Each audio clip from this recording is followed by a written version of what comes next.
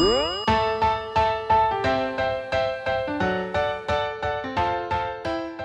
everyone, I'm Cappy and you're listening to Beyond the Plate. This is a podcast where we sit down with the world's culinary elite to explore their journey into the food industry and the social impact they have made in their community. If you're new to the pod, welcome. If you've listened before, welcome back. We hope this episode inspires you to cook or possibly do some good today as these chefs inspire us. And we're grateful to our partners who help make this podcast a reality. With that,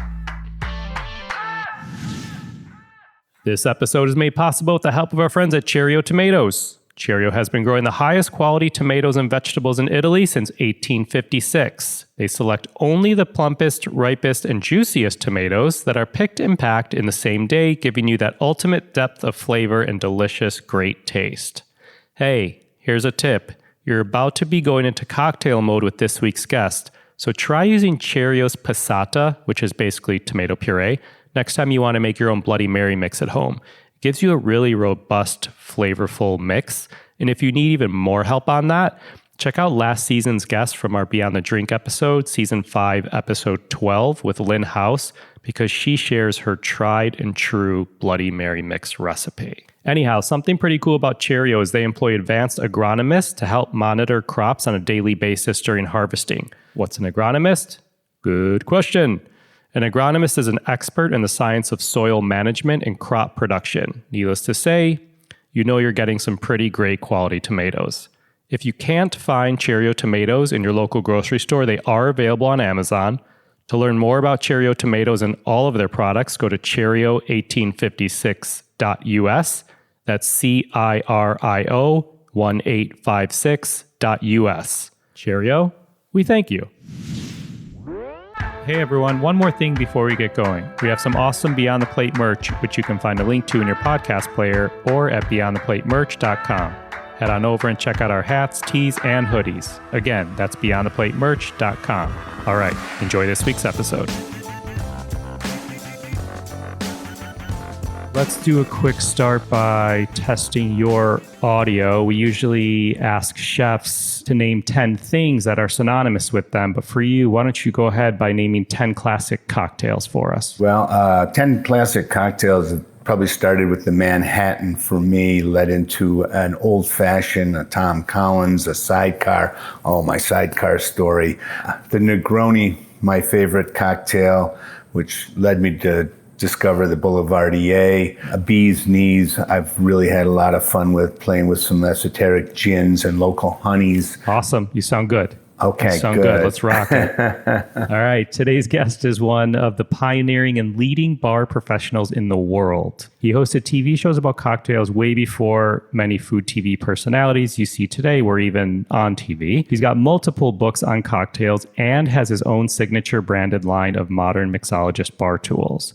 In 2002, he was one of only 2 Americans to have won the Bacardi Martini World Grand Prix.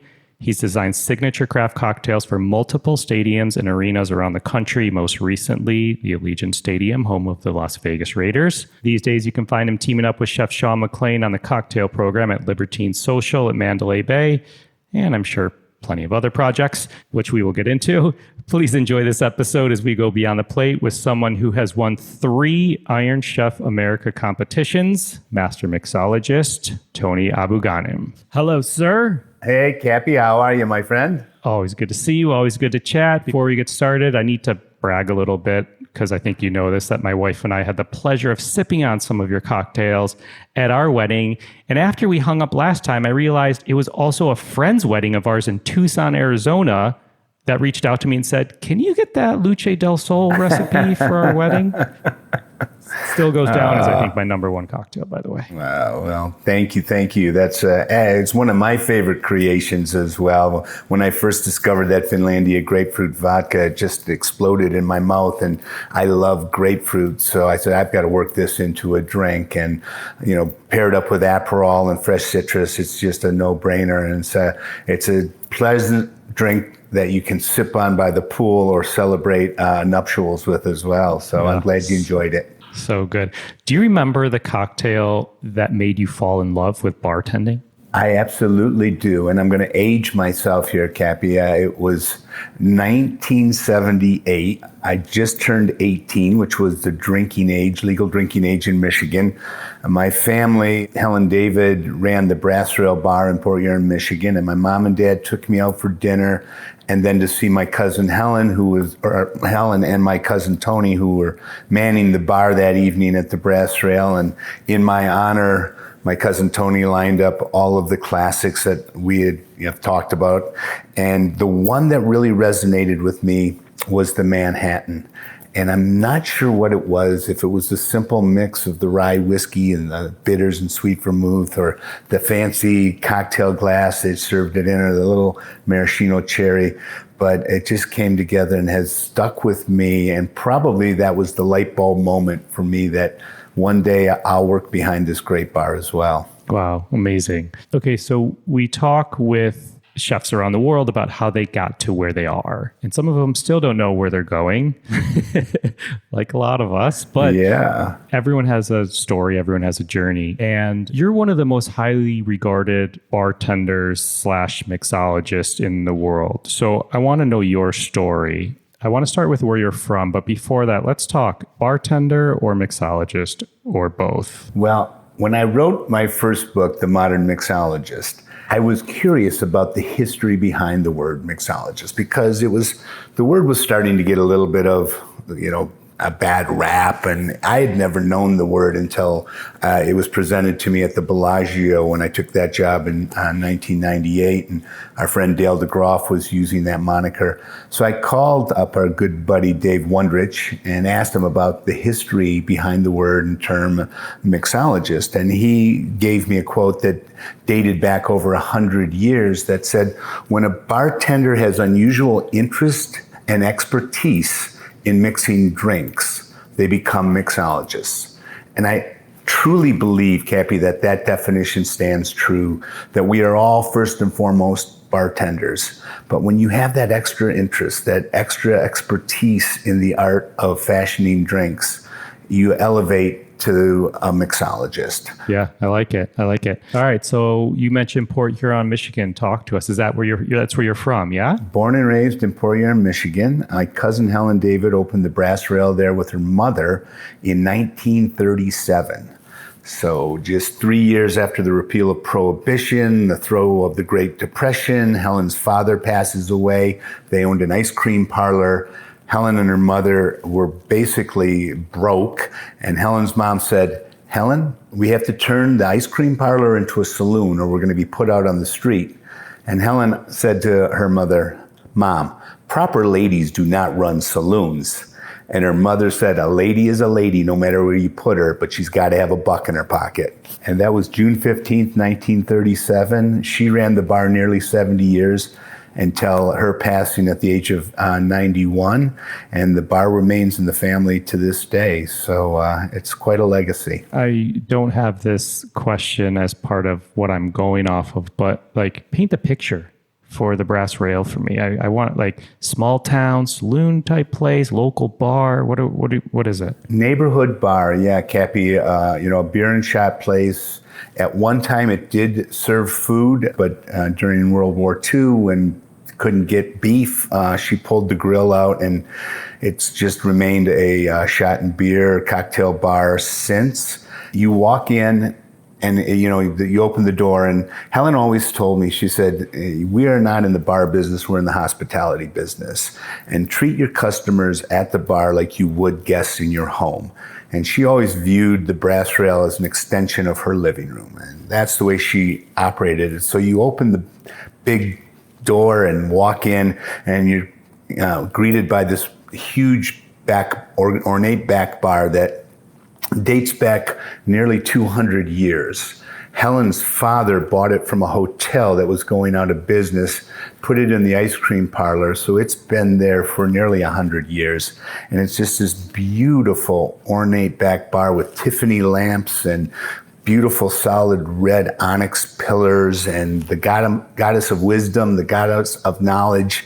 And it's a one of a kind. You would never expect to find this back bar in Port Huron, Michigan. And standing behind the bar again in this neighborhood bar, and it's always been this way, be it my Uncle Charlie, my cousin Maroon, my cousin Tony, my Uncle Saul, all tended bar there, all with a pressed white shirt and a tie on.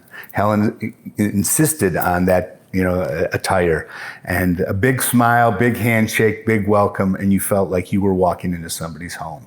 I feel like you're a very well put together guy, and I think these lead into your education and training for other bar professionals on a small and big scale. Am I on track there? Did some of this come from that, like Helen making sure press shirt, well presented type thing? Well, you got to remember that my father would take me into the brass rail. He never worked behind the bar. It wasn't his personality, but he would always take me in to see my Uncle Charlie as a small boy. So I have those early memories of just being in awe of them standing behind the bar dressed like that in this beautiful back bar. And I would, fill the empty beer bottles in the cases and bring up full ones and put them in the cooler and help my Uncle Charlie. And then I'd get a Shirley Temple and I'd someday. I mean, we first met, nearly 20 years ago on the beach in Miami for the South Beach Wine and Food Festival. You were, I don't want to say one of the first mixology demos that we did live on stage on the beach. And I remember it was yesterday, you had this clean pressed white coat that you wore. I was like, wow, this guy's not like a schlub, He's not throwing on something random. He knows his stuff. Well, I mean, first impressions are very important. And I always think that, even looking back at history, bartenders always took pride in how they were groomed and that their nails were cut and clean and their shirt was pressed and their shoes were shined. And I think that is very important, that first impression that you make when you welcome someone into your establishment. But great memory on South Beach. I remember Lee was like, well, we've never really, I think it was year 2, they said, we never really thought about a mixology demo. And I believe I was like the last one to go on stage, and I was blessed to have a standing room only crowd. And that was the start of a long relationship down there. And I miss those days. I mean, you knocked it out of the park. I think that opened all of our event production world eyes. We're like, holy crap. This guy's amazing, and we need to keep doing these and more of these because people were into it. I feel like for me, that kicked off some serious cocktail demos within the festival world and beyond, That was kind of the tipping point of this resurgence that we're experiencing in craft cocktails and bringing back the art of mixology. It's become, when I started, even Helen didn't want to make me a bartender. My dad had to talk her into it because she wanted to send me to culinary school to become a chef. Well, in the early 80s, being a bartender was still kind of like, so what do you want to do? It wasn't a profession to aspire to, where being a chef, that was a recognizable, honorable culinary craft. And, today, bartenders stand neck and neck with any of the culinary crafts. And it's so refreshing to see, because when we talk about hospitality, generally your first experience anywhere, a restaurant, bar, is with the bartender, and it sets the tone for the evening. And those old stories, you got to be part psychiatrist, part mixologist, part wizard are true. It really is a social environment, and it's all about making the guest experience better when they leave than when they first arrive. So what were you up to? What was young Tony up to, when you were a little kid? Well, I was spending a lot of time on my dirt bike and had visions of being a professional hockey player. Michigan, of course. Yeah, one of the original 5 or 6, the Detroit Red Wings. But yeah, and right across from the bar is the McMorran Arena, where the Port Huron Flags played. So it was an IHL team, and going to a Flags game as a kid, you were just like in awe. And then they would all come over to the brass rail after the game, and it was packed, and people who were at the game are over at the bar, and the players came over to the bar, and special time. But yeah, if I If I could click my heels, I would have loved to have been a professional hockey player, but still my favorite sport. You must have been excited when the Knights came to Vegas. My gosh. How long have they been there now? This was our 4th season. Okay. I mean, I was in Vegas recently, and it's so... the amount of people, like locals working there, that wear the jerseys like on the job, it's pretty cool to see. I love that support. Cappy, you can't, walk down the strip or drive in a neighborhood and not see bumper stickers or flags or T-shirts or hats. They've embraced Las Vegas, but Las Vegas has definitely embraced the Vegas Golden Knights. So. That's cool. What did mom and dad do? I grew up in an Irish Lebanese family. So on my father's side, Helen had the bar, and on my mother's side was French's Bakery. So I was a chubby little drunk kid running around our house. But sounds perfect.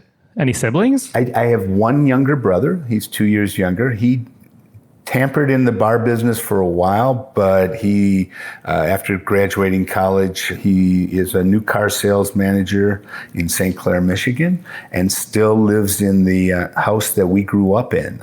And his kids were the 4th generation in that house. And now my niece will be my great nephew, Jack Anthony. So grooming him for the next great bartender position. Love it. I love it. What was the family table like? What were like holidays or gatherings? What were those like? My dad worked all the time. He worked in a factory, paper factory, and we lived with my grandmother and my great aunt. So I was raised by a lot of women, which maybe coming back to your question about being put together, I probably had some help from being around three ladies. We didn't have any sisters, so I got all the facials and manicures. So it was always meals at home. It was always, you ate at the table as a family. My dad was probably absent a lot because he worked swing shifts, so he was on a different schedule every couple weeks. But it was always very important to have those meals at the table as a family. And, you didn't have so many distractions back then. Going to McDonald's was a huge treat. It rarely happened. I mean, that was really a night out. And then, the perch dinners on Friday night at the Windjammer, that was a big night out as well. We would get dressed up, and again, Shirley Temple in hand, and the fish fry, and Bob Whaler would be playing with his trio. So it was a small town, but a lot of wonderful memories and a great place to grow up. I love it. Did you work as a kid? Do you remember your first job? My first job, my best friend, Marcus Schultz, his family ran the 2 McDonald's restaurants in town. So my first official job at 15 was a fry cook at McDonald's. Chef Ann Burrell, too's first job was a fry cook at McDonald's in upstate New York. She likes to call herself a fritier, as she says. Well, you mentioned the 3 episodes of Iron Chef America that I competed in, and the very first one, Ann Burrell was on our team. Oh, yeah. Yeah, so that was how I first got to know Ann. So yeah, I was the fry guy, but I was also, as a child, laborer with our family on my mom's side, the French's Bakery. I filled a lot of donuts and did a lot of work in the bakery. And like I said, I was a chubby little kid. So 1 donut for the window, 1 donut for me. That's my first job. I was packing carry-out orders for the local restaurant, and I feel like every order got a rolls and butter, and the restaurant made all their own salad dressing. So every too often I was taking a fresh baked roll and dipping it in salad dressing and eating it. I'm like, all right, I got to lay off the rolls. All right. So take us through what you think are the highlights of your career. I want like the laundry list of places where you perfected your craft. Well, like I said, I learned the basics, and, the brass rail was based in classics at that time. We talked about the old fashions, sidecars, Tom Collins in the frosted cups or glasses, Pousse Cafes we made. I remember one of the first drinks Helen taught me was a B&B, but not from the bottle. It was the Benedictine, and then you would layer the cognac in the Pousse Cafe glass to float on top. And that was like her after dinner, before she went to bed drink, because she lived above the bar. So she would come in and after having dinner with her girlfriends and have a B&B, and I remember layering that. But so that was really, my introduction to the bar business. I then finished college, moved to San Francisco, had the great pleasure of working for Jack Slick. And when I say pleasure, I say that a little bit hand in mouth, or that I learned a lot there, but Jack was not a pleasure to work for. But that led to working with Boss Skaggs at the Blue Light Cafe. So that was a great opportunity, which led to meeting Harry Denton and opening in 1991, Harry Denton's on Stewart Street, which still to this day I would say is probably my greatest bartending experience overall. The team that was put together there, and bartending really is about a team. It was funny. It didn't dawn on me at the time, and it took years later, and really until I opened Bellagio, to really understand how important being part of a team is. And we would go down into what I called the locker room, the dressing room, prior to a shift, and you almost felt like you were gearing up for a football game. You'd suit up and you'd put on the uniform and you'd get prepared mentally. And the bar was so busy, and it was just so much fun, but probably where I really, really fell in love with bartending. I moved to New York City for a couple years to pursue a theater career. And wow. That's when in 1993, I don't know if you recognize me, I was the Alka-Seltzer Plus cold and flu guy that year, 1993. I was on my way, Cappy. Amazing. But that was we learn in these episodes. Well, like I said, in the 80s, people would say, "What do you do for a living?" I said, "I'm a bartender." And I'd be all excited. I said, well, what do you want to do? And I was like, what? Am I not supposed to want to be a bartender? Wait, Tony, I actually have two things. First, really quick. One, for the listener, Tony mentioned some interesting people upon his journey to San Francisco, which we're not going to get into detail on, but I always encourage people to Google, and sometimes I don't like to get in the weeds with explaining who a person is that's mentioned if a listener may not know. So please take those names and look into these people, because they clearly have made an impact on the industry. My second thing is, why did you decide to go to San Francisco from Michigan?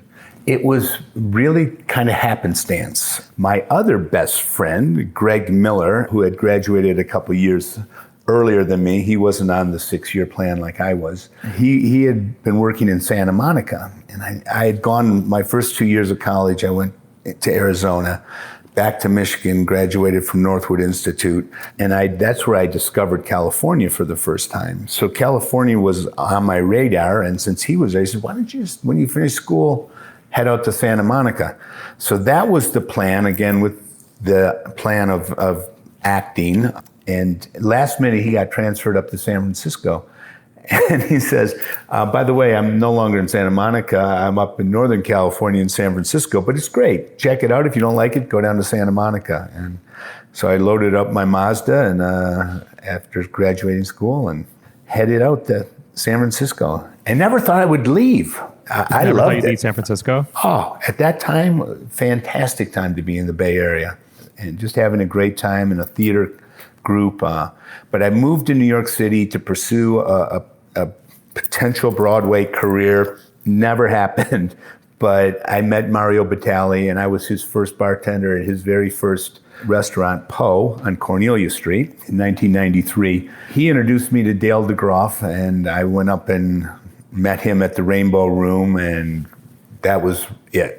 Watching Dale work behind that great bar and his attention to detail and how he interacted with the guests and, the drinks he was making. And that was that aha moment that as much as I loved theater and pursuing an acting career, I had very little control over that. But what I could control was my career as a bartender. And that was, like you said earlier, before there were any TV shows or radio shows or book deals or any. It was just about being a great bartender.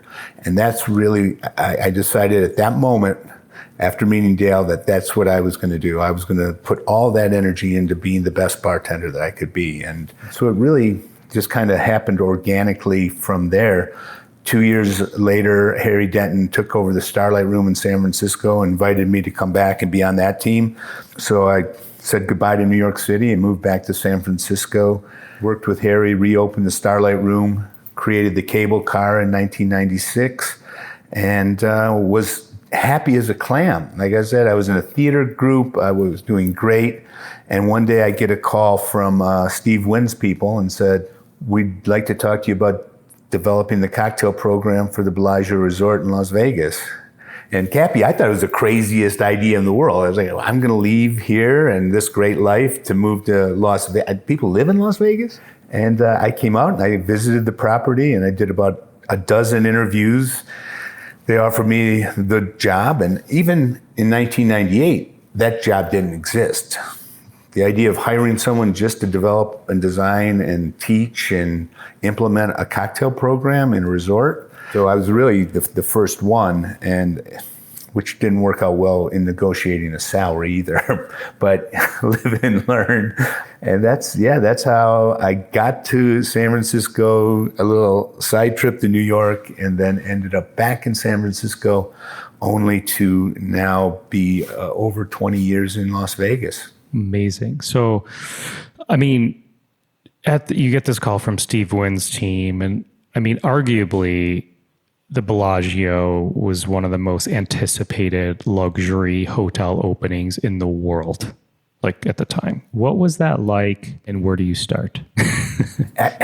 Well, I was coming from lead bartender at the Starlight Room, where we had, I think, 7 bartenders on staff and 3 bar backs, to the Bellagio, where we had 300 bartenders, 150 bar backs, and about 200 commies to the bar, and over 300 cocktail servers. So I had no idea what I was getting into.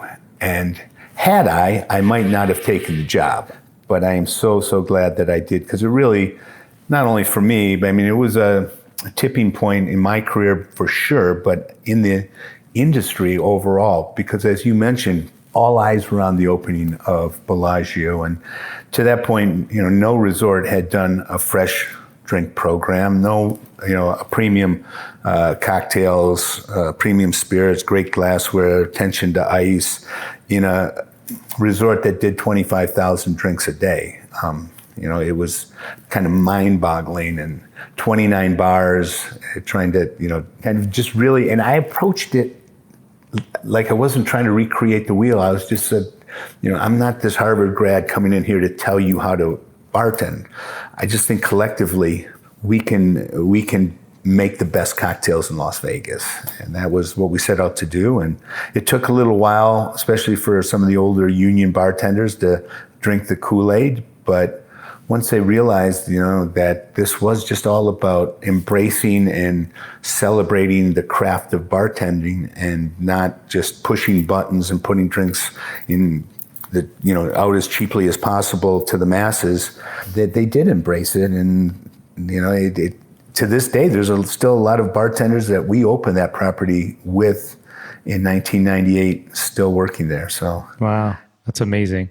But can you share some more things to help the listener understand the magnitude of that? I mean, you mentioned 29 bars, one of the first resort hotels to have a fresh, cocktail program. You mentioned the amount of staff, but talk about things like ingredients, or I know there's, your point of view on fresh squeezed citrus and things like that. No, absolutely. That was, and I came from the magnitude of 1 bar to 29 bars with the same philosophy. And like I said, I had never been experienced in that type of a program or opening before. It was eye-opening, it was stressful, and it was wonderful all at the same time. But consistency was the biggest issue. When you're talking about that many bartenders and that many drinks and that many outlets, and trying to put programs in place where you're doing, Julio Bermejo, my dear friend from Tommy's in San Francisco, I ordered like 300 lime squeezers from him because I wanted all the lime juice to be squeezed a la minute. And he drove those lime squeezers from San Francisco to Las Vegas 3 days before we opened the place. And everyone's like, you got to be kidding me. We're going to be squeezing by hand lime juice into every margarita, every mojito, every cosmopolitan, every daiquiri. I said, yes, we are. And they said, we can't do that. And sure enough, they, like I said, yes, we can. And they did, and they still do. So it was a lot of obstacles. The Bloody Mary mix today, over 20 years later, is still the same Bloody Mary mix that we made when we opened. And, it's like 35 gallons a day, made the day before so that it can season. And pina colada the same way. Nobody drinks more pina coladas anywhere than maybe Puerto Rico than they do in Las Vegas. So we do our scratch pina colada mix. And it just, that consistent experience and putting together, the cable car I mentioned, I created in 1996 at Harry Denton's on Stewart Street because Harry Denton's Starlight Room, the tagline was between the stars and the cable cars. So the cable car in 1996, and I almost didn't bring it to Las Vegas because it had such a home in San Francisco. And I put it on the menu at Petrosian Lounge, and all of a sudden everyone fell in love with it. All the servers, cocktail waitresses, bartenders, and there was like, so I'll take a Bud Light. You got to try our cable car. This thing is fantastic. You got a beautiful woman at the slot machine telling you this. I'll bring me two. And but it was just, and the drinks were, like I said, my approach to making drinks, and you mentioned the Luce del Sol earlier, it's a simple formula. I'm not using a lot of esoteric ingredients, and there wasn't, house-made ingredients. It was just trying to make the freshest drink consistently that tasted good, and that was the goal. And I like I said, my hat goes off to the team there that executed it and brought it to life. Look, I think there's probably hiccups along the way. You've mentioned things like, had you have known the magnitude and the scale, would you have taken it? Maybe not. You're glad you did. I'm sure there's things you look back on that you may or may not have done different.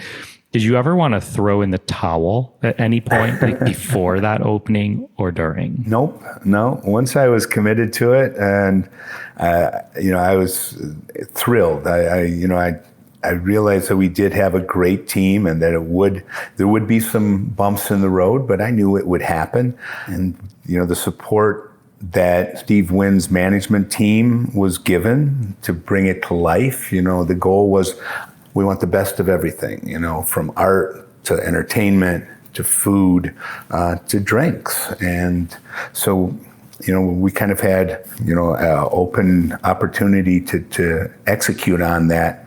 It was wonderful. And it's, had I not done that, I never would be sitting here talking to you right now, because it really opened up, even though I was, doing really wonderful things and having a great career in San Francisco, this really kind of opened things up to a world stage and allowed me to get, to preach the gospel on a large stage. And, I think, today we all know what is happening in the American bar and beyond. And it's so great to see, and we're all drinking better because of it.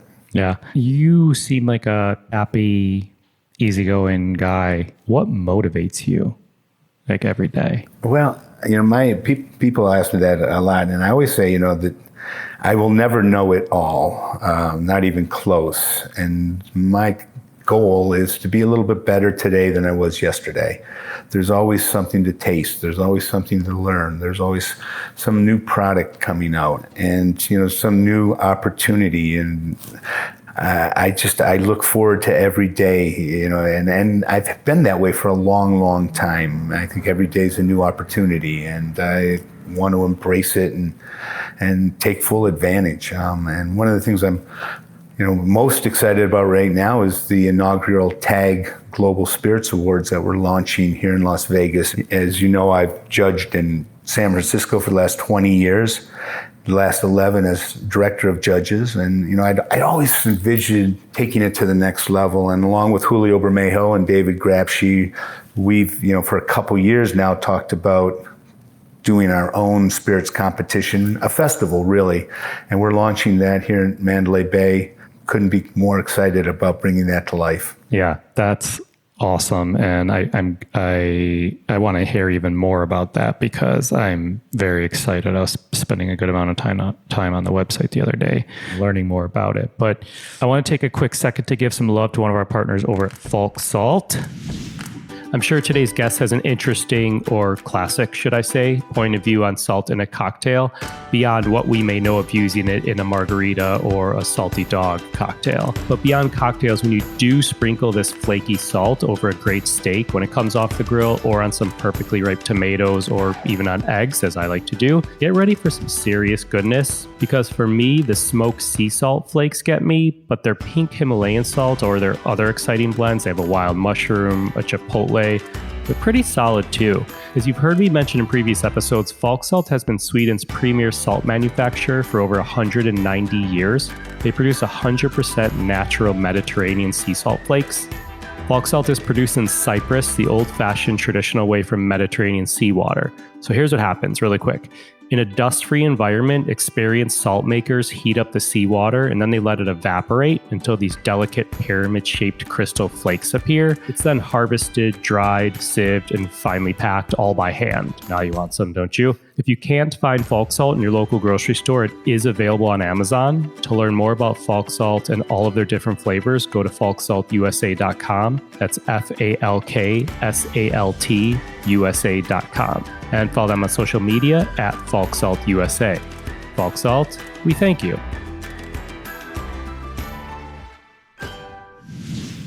By the way, Tony, what are your thoughts on salt in a cocktail? We've had quite a few bartenders this season of our Beyond the Drink episodes that are putting like dashes of salt in things. And I kind of love it personally because I was like, I came up in the kitchen world. And so obviously we know the importance of salt in a dish and bringing out flavor. And I think for the home mixologist or drinker, if you will, if you ask them about salt in a cocktail, probably a margarita is going to come to their, mind, but I'll stop. What are your thoughts? Well, I approach it like you just mentioned with cooking, where it pushes flavor forward. You don't want a cocktail to taste salty, like you don't want a great ribeye to taste salty. You want the salt to help bring out the best of the ribeye. I first experienced salt in drinks. As a boy, I would watch my Uncle Charlie, who was a career bartender. He would always put a little dash of salt in his beer, and it would foam up, and that was always his trick. When he'd get a beer, the bartender would immediately give him a glass, a bottle, and then a little salt shaker because they knew he liked a little salt in his beer. But where I really discovered its benefits in cocktails was early on, 1999, traveled to Guadalajara, was going down to Amatatan to visit Herradura, and every bar or cantina we would go into in Guadalajara, I'm seeing everyone with a bottle of reposado tequila and a bowl of limes and a bowl of sea salt, bowl of ice, and bottles of Mexican squirt. And they were making this drink called a Paloma, which at that point I had never heard of. But the salt with the grapefruit soda really elevated the flavors. It pushed it, just a little pinch of that sea salt in the glass with that grapefruit soda. And then I was reminded of the salty dog, which is really fresh grapefruit juice and vodka with a salted rim. And the salt with the grapefruit, I think, is just a really beautiful addition. So I think when it elevates a drink, when it really brings out the best of a drink, it's wonderful. Oftentimes, I think we use ingredients like saline. I don't know if we're trying to out-geek the next guy or if it really is beneficial. And that's kind of where I come in on all of those type of things, is if it benefits the end cocktail, then I'm all for it. But I definitely don't want the drink to taste salty. I want salt to be an enhancer. All right, so you've authored 2 cocktail books, which we talked a little bit about. The first one, The Modern Mixologist, Contemporary Classic Cocktails, and you have one called Vodka Distilled, which I'm a vodka fan, I'm a gin fan, I'm a lighter spirit fan, personally. I'll still have like a brown or a darker, but I appreciate when someone gets into the weeds in a good way about vodka, gin, and things like that. So is there a book besides your 2 that someone interested in cocktails should have in their collection? I always recommend William Grimes' Straight Up or on the Rocks. I don't know what printing it is, but you can still find first editions sometimes on Amazon, and they're not crazy expensive. William Grimes, you probably know, right? It's for the New York Times. Not really a bartender, but he wrote a beautiful book. It came out in 1993, and it's the journey from the early stirrings up until 1993. And it takes you on this beautiful journey, and I really, really recommend that. Dale's book, probably the book that came out at the right time to, craft the cocktail. That's always a recommendation. Gary Regan, God rest his soul, The Joy of Mixology. He was using the term mixology before really it was mainstream. So, and then, Dave Wondrich we talked about. Punch is a great book if you're a Punch fan. Imbibe, Jerry Thomas's story. There's so many great books. When did you know you made it as a bartender or mixologist? I'm not sure I know that yet. I'm still striving. I guess I'd like to say when I stopped worrying about paying my bills, but I still worry about paying my bills. I don't know. I think the Bellagio moment solidified that. Because after Bellagio, opportunities presented themselves that never presented themselves before. Then partnering with Sean McLean, I met Sean doing my 3rd episode of Iron Chef America. We were the challengers, and he had Sage here in Las Vegas, and I was still, stationed here in Las Vegas. And I'd been to Sage, but I'd never met Sean. And so the Food Network people paired us up, and I did the drinks and he did the food. And we became dear friends and did a lot of charity events after that. And when this space opened up at Mandalay Bay, he called me and asked if I'd like to partner on it and do the drink program, and that was Libertine Social. So that was the first opportunity that, in a long time, where I was really hands-on behind the bar. And I think that, be careful what you wish for. What I miss the most about what I do today is not that interaction with the guest over the bar. That to me, take everything else out of the equation. That to me is the favorite element, my favorite element of being a bartender, is the interaction with the guest on a nightly basis and crafting them a drink. And like I said, putting a smile on their face and making their day a little bit better. It's, as you, I guess, get more successful, there's less of that I get to do. So Libertine Social, I'll be there tonight, and I won't pull a shift, but I'll be back behind the bar, probably buffing glasses for the most part. But, just that opportunity to be behind the bar and interact with guests. And, that's what I miss the most. But it's an opportunity that I embrace. Yeah. You mentioned Sean McLean, who I know is a great chef because we used to have him here in Chicago. We've talked on this podcast, all types of chefs from all different walks of life and all different cities, countries, et cetera. The Thomas Kellers of the world, to Massimo Bottura, to Grant Achatz, to Jacques Pepin, and plenty more. Some incredibly innovative minds with some of the best palates in the world.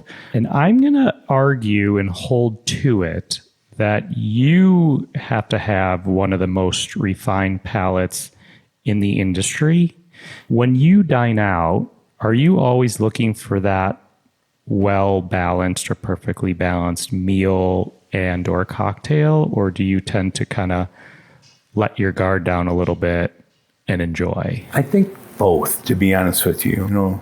First and foremost, I don't want to go out and be critical. I don't want to be, I want to, especially now, I used to go out, as we all did, a lot. I don't do it much anymore. I don't know if that'll change or if my habits have changed and I just enjoy being home more and cooking at home, but I try not to be critical. And I have, what I have started to notice are things that I remembered loving. Like I was just in Michigan and there's a place I go for a pickerel dinner. And every time I'm home, I have to go for that pickerel dinner because it's A, it's delicious, and B, it's just a great memory for me. But I think they haven't changed the oil recently, or I'll be they overcook the French fries, or there's something that I try not to be like that, but I have noticed that since we're kind of coming back, and I don't know if it's a staffing thing, if it's a produce availability, but things do seem to be a little bit off.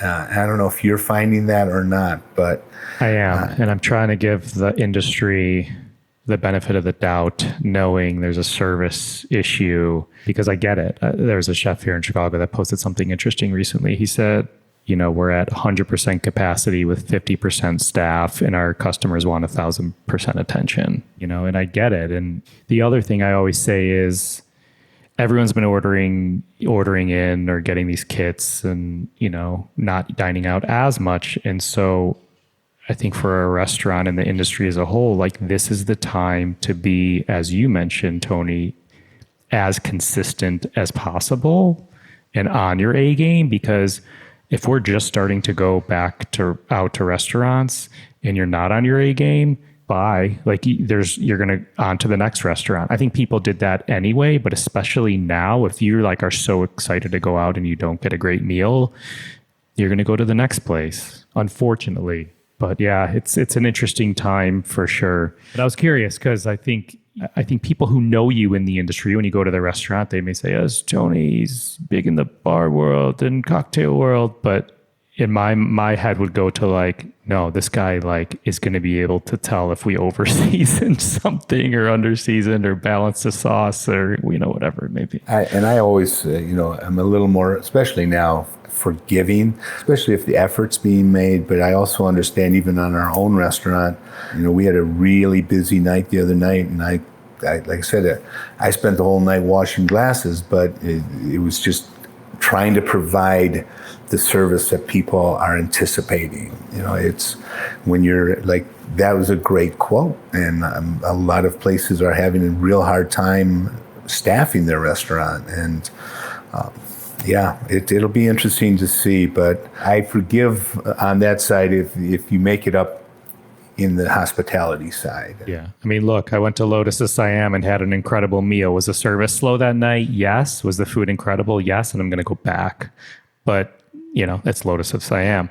And I'm not going to what is it in the Wing Lei or, you're putting out a lot more money for a Michelin star meal or whatever it may be. Let's jump back into the TAG Global Spirits Awards. What made you want to start? You had the vision just to make it more, as you were saying? To make it more, yeah, to go beyond. I mean, at the foundation, it is a global spirits competition.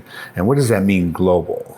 Spirit entries coming from around the world, but also judges from 4 continents. We really wanted to have a global representation of judges. And then, I always said, you're bringing these great judges, these great personalities together, but nobody gets to experience that. The end user, the consumer, the enthusiast who, waits for the results, but they would love to have a chance to have a drink with Dale DeGroff or talk cognac with Salvador Calabrese. So our goal is to bridge that, to make it also a consumer enthusiast event. And by doing so, We're doing a large meet and greet welcome reception at Libertine Social on Thursday. We have spirited dinners, festive dinners on Friday night, which will be different sponsors that will provide tastings, but it'll be interactive with some of the judges as well. You'll be able to maybe meet some master distillers. And then there's educational tracks, as well as the Pink Tie Gala at the end after the grand finale tasting on Saturday. The Pink Tie Gala will benefit the Helen David Relief Fund, which is the charity that I started in 2010 to benefit bartenders and their families affected by breast cancer. So it's a 4-day event starting on Wednesday. Consumers are going to have an opportunity, like I said, to mix and mingle with Doug Frost and Dave Wondrich and Bridget Albert, just some A-list people in the industry, and bring it all to Las Vegas. And it's something we're looking to grow, Cappy. This is year one, so we wanted to, what's the old saying? Under promise and over deliver. Is that how it goes? Walk before you run. Any of those. And just build something that's really fundamentally solid and something that people will look forward to on an annual basis. So we're accepting entries currently from, like I said, any spirit company. We're only doing spirits. We're not doing, mixers or RTDs or seltzers. It's just a spirits competition. And, we're very, very, we're implementing a new judging format from anything that I've been involved with before. And the excitement for it has been phenomenal, and people are really looking forward to it. And the entries are already over what we thought they would be at this point. And you can, I don't know if you mentioned the website, but tag Spirits Awards. We'll give you more information if you're a supplier or if you're a consumer and you'd like to come out to Las Vegas for a long weekend and attend. It's going to be a lot of fun. Yeah, we'll mention that website also at the end of the episode.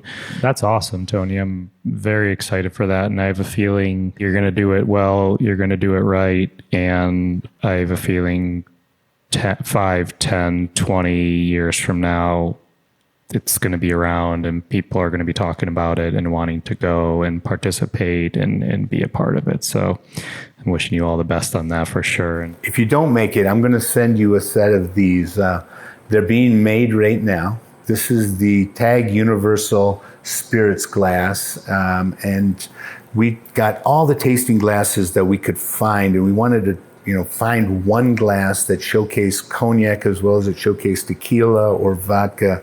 And we put a lot of work into this. We worked with Steelite International and Rona to hand blow some until we got the exact glass we were looking for, and now they're being produced. So, we really wanted to be able to evaluate and give every spirit the best showing as possible. And without having the great glass, it's hard to really showcase any spirit. So we're very, very proud. Yeah. That's Can't awesome. wait to get you some. Yeah, I love that. Thank you. Let's get into social impact and giving back, which we started to talk about. You do plenty of it. As you mentioned, Tag Global Spirits Awards, I believe benefits Helen David Relief Fund and Share Our Strength, or did I make that up? No, you're right. Yeah, and Share Our Strength.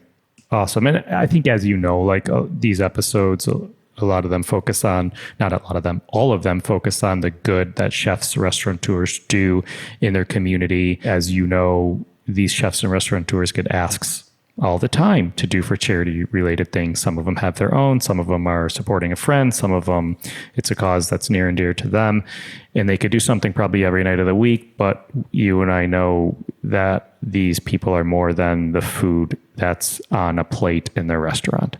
And for you, you're more of a drink that you created in an establishment. And so I would love for you to jump into all of this, Helen David Relief Fund, the things you've done for Share Our Strength, and I know there's 100 other things you've done, but the mic is yours, sir. Yeah. Thanks, Cappy. I think it was a poem in Harry McLahome's book that talks about the man behind the bar and how whenever there was a bazaar or some type of charity or a fundraiser, the first person to get hit up was the man behind the bar, and the bar was always there to help promote and support charitable events. And Helen instilled that in me at an early age. She said it's always better to give back than to take. And she was known as the First Lady of Port Huron because she was so charitable. She was very philanthropic, and there wasn't a softball league or a hockey league or a basketball league that didn't have a brass rail team sponsored by Helen. And if your kid needed a pair of shoes and you didn't have the money, it was Helen who made sure that kid got some shoes. So that was instilled at a very young age. And with Share Our Strength, I started in Chicago with Bridget Albert about 20 years ago, a Share Our Strength where I'll never forget, I did a make your own mojito station. And people that attended the event would come up and we'd get 5 or 6 people and I'd teach them all collectively how to make a mojito, and then they would leave with their drink. And then I donated a Making Great Cocktails at Home seminar and live auction so that you could bid on having me come out and entertain and teach 12 of your friends in your home how to make great cocktails and what you needed to stock a bar. So that was how I started with Share Our Strength and stayed with them. And then when they started the Chef Cycle, which is a 3-day, 300-mile bicycle ride to support No Kid Hungry, I got involved with that and still involved with that to this day. Probably one of the greatest physical accomplishments of my life was 300 miles in 3 days.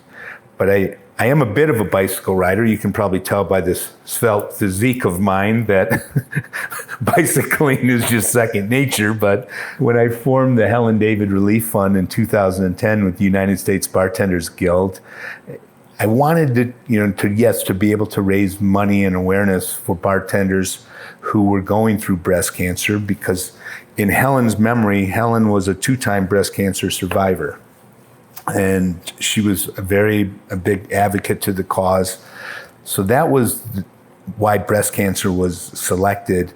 We do benefit other cases of other cancers as much as we can. But in addition to that, we work in it's a difficult business, and we work late nights, and sometimes maybe we drink more than we should or don't eat as well as we should. So I formed Team Negroni, Campari USA, big sponsor, and Team Negroni, as you know, my favorite cocktail. So we formed a bicycle team that we do bicycle rides around the country, generally either during Negroni Week and or during Breast Cancer Awareness Month, which is October, as you know. So by joining the team and training, not only are you raising money to help those less fortunate, you're also taking better care of yourself. And that's so very important. Yeah, I love it. I love all of this. All right, let's do a speed round, shall we? Speed round. All right. We may have done a mini speed round in our Beyond the Drink episode last season, but let's do one now. What'd you have for dinner last night? Last night, my girlfriend made gumbo, homemade gumbo. I'm very blessed. I have a beautiful girlfriend who's a pastry chef and a wonderful cook. So she made homemade gumbo with saffron rice, and we drank a bottle of Pinot Noir and a couple of Negronis. Love it. Name a smell behind the bar that you love. That I love, fresh citrus. To me, just the zest of a fresh grapefruit or orange swath is one of the most, it just brightens not only my senses, but it brightens the day, puts a smile on my face. I love it. How about a smell behind the bar you hate? Oh man, stale beer. It's, if I walk behind a strange bar and I'm sticking to the floor and that smell hits me immediately. Helen always instilled in me. She said, "Leave the bar the way you'd like to find it. You'll always have a clean bar." And once a bar starts getting away from you a little bit and you get lazy about cleanliness, it doesn't take long. Good points there. What pisses you off behind the bar? Not my job.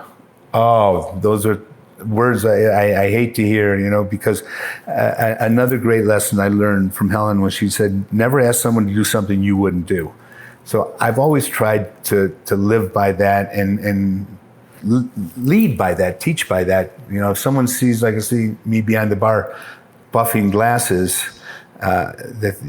cutting fruit, squeezing juice, it's like, well, if Tony can do it, then I guess we can take the trash out too. Yeah, for sure. I forgot if I told you this or if we've talked about this, vaguely ringing a bell, but in Rachel Ray, same philosophy. In our season 1, episode 1, she said the same thing. When she was working in restaurants, bars, in the industry, it was the number one pet peeve of hers. Someone said, not my job. She was like, not your job? Bye. Bye. Yeah. What makes you happy behind the bar? Smile on a customer's face. I think, when I serve them a drink or tell them a story or shake their hand and they're, happy to be there. And even if they, hopefully, if they didn't come in with a smile on their face, by the time they leave, there's a big smile on their face. So, yeah. How about a cocktail every home mixologist should have in their repertoire? I would say a daiquiri. I think if you can make a classic daiquiri and understand the balance of that sweet and sour drink, like a daiquiri, 2 parts rum, 1 part lime, 1 part simple, it's going to set you up for a plethora of drinks and a plethora of creative drink ideas. By infusing that rum with Bing cherries when they're in season, now you have this fresh Bing cherry daiquiri following the same recipe. So if you can master a classic daiquiri, which Embre says is one of the 6 essential drinks, by the way, it'll lend you to sours and fizzes and Collins, all of the sweet and sour drinks, which even the Luce del Sol we talked about earlier is based on a sour recipe. So once you understand that classic drink, it's going to open up a world of drink opportunities. One rule every person should follow when they walk up to a bar and order a drink. You're like, where do I start? Well, Helen, I keep quoting Helen. She said, everybody should work for at least 2 years in the bar business so they understand what a bartender goes through every night. And if you did that, you might not come in with that pompous attitude or being demanding or being, flashing a $20 bill like I'm going to drop what I'm doing. I see you. I'll be right there. I've acknowledged you. If you're not noticed, I've got 4 drinks in front of me. So just, have a little patience. Understand, put yourself in the bartender. He's not, or she's not ignoring you because she's ignoring you. She's busy. She's got who knows how many things running through her mind right now. She's got the tickets coming up from the servers. She's closing out a check here. She's in the middle of making 3 margaritas. I'll be right there. Take a look at the menu. So understand what that person is going through at that moment and have a little patience. Yeah. Or if you are being an ass, then maybe she is ignoring you. There is that. All right, let's final question here, wrapping it up. Not to sound dark, but I recently listened to this podcast with this renowned doctor, Dr. Peter Attia, really interesting guy. He was having a conversation with Hugh Jackman, which I thought was weird at first, but I came to learn they're friends. They're friendly. They've done work with each other. They were talking about like the self, if you will. I'm using air quotes. And they brought up something really interesting, which was, and this is based on kind of like the legacy question, if you will, but their whole point was, are you living your eulogy or are you living your resume? And I thought that was very interesting. So my question for you is, what do you hope your friends and family say about Tony Abou-Ganim? That he left things a little better than, how do I say this? That things are a little bit better because of him. And I don't know exactly. I mean, one of the greatest things, Cappy, is when somebody comes up to me and says, I saw you speak and you changed the way I look at being a bartender. When someone says, thank you for riding all those miles for the Helen David because I was able to, get these tests and pay my co-payments. Just hopefully leaving something behind to make it a better place, better business, better industry, better profession. Yeah, it's amazing. Thank you, Tony. This was awesome. I've been wanting to do this for so long, and I'm glad we finally made the time to do it. I am always in awe of where you come from, your love of Helen David, and always referencing her, and what you do to give back and what you've created. I mean, You mentioned things like cable car. I'm going off on a tangent here. You mentioned things like cable car. Like, you've created drinks that live on menus in various places. Like, today's mixologists, I'm not taking anything away, because there's people who are extremely talented and they're creating a cocktail that's on a menu in a place they're working in. And maybe they're bringing it to another place. But you've created like some classic stuff. Like, you could Google names of cocktails and you created that. Like, that's incredible to me, and I'm always and still in awe of what you've accomplished and what you continue to do. And sometimes I wish I was a bartender so I could take one of your classes. But I guess the next best thing these days is, trying to book the TAG Global Spirits Awards. So thank you. We've it's been nearly 20 years since we've met, and like I said, I remember like it was yesterday, meeting you on the beach and watching how entertained everybody was watching you make, a cocktail on the beach on stage. So that wasn't a thing back then. Chefs doing cooking demos, was barely a thing back then. Well, hopefully we'll get to do that again soon. I would look forward to that. And you can always tune in. I do a consumer show last Sunday of every month on Talk Shop Live Network. Oh, really? It's at 3:00 Pacific time, making great cocktails at home. So it's for the consumer, to better up your home mixology game. And yeah, I love it. It's a lot of fun. I may do tune in. And I'm going to, and I have to tell you, you were one of a few mixologists that we had on our last season of Beyond the Drink, which is the companion podcast to what we're doing right now, Beyond the Plate. And whenever I would talk to some of these mixologists, most of them were younger, whether it was in Miami or Austin or Chicago, wherever it may be, I would give examples. I would say, yeah, we've done a few of these with Tony Abou-Ganim, and here's what he did. And, most, if not all of them, are like, oh yeah, I know Tony, which is awesome. So, all right, sir. Thanks again. We will, of course, stay in touch. We'd love to see you here in Las Vegas for the TAG Global Spirits Awards. It'd just be nice to give you a hug, and maybe we'll share a Negroni or two. Yeah, love that. Thank you, Tony. Enjoy the rest of your day, and thanks again for the time. Thanks, buddy. Bye-bye. Thanks again to Tony Abou-Ganim. Find more on him at modernmixologist.com. To learn more about the TAG Global Spirits Awards and the Helen David Relief Fund, go to tagspiritsawards.com. And to learn more about No Kid Hungry, go to nokidhungry.org. Find me and keep up to date with this podcast across all social media platforms at On Cappy's Plate, or go to beyondtheplatepodcast.com. Beyond the Plate is on all of the socials at BT Plate Podcast. This episode was produced by myself, along with Ian Cohen, Joel Yetton, and Shant Petrosian. Our digital media is by Sarah McClellan-Me. Our music has been composed by Goldford. Find him at iGoldford. As always, special shout out to my wife, Katie. Please rate, review, and or subscribe to this podcast on your listening site of choice. Don't forget to join us next Wednesday for an episode of Beyond the Drink, our companion podcast of Beyond the Plate, presented by Ford's Gin. Thank you for listening to Beyond the Plate. I'm Cappy, and remember, there are never too many cooks in the kitchen.